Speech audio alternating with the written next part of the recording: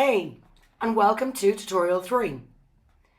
In this tutorial, we really start calculating now. But don't be afraid.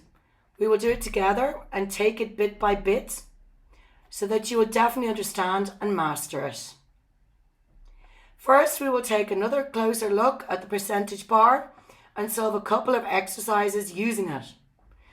I will also use it to explain to you what the terms percentage value, percentage and original value mean.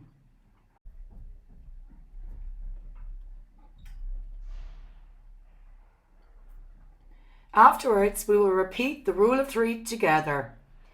If you already know this well, you may of course skip that chapter.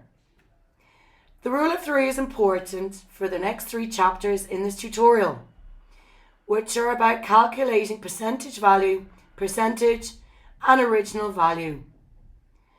And to be able to calculate these, we need the rule of 3.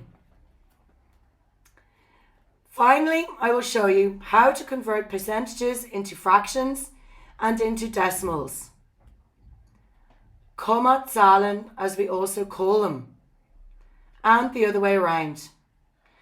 Okay, let's get started. Watch the video in Unit 3.1. See you soon.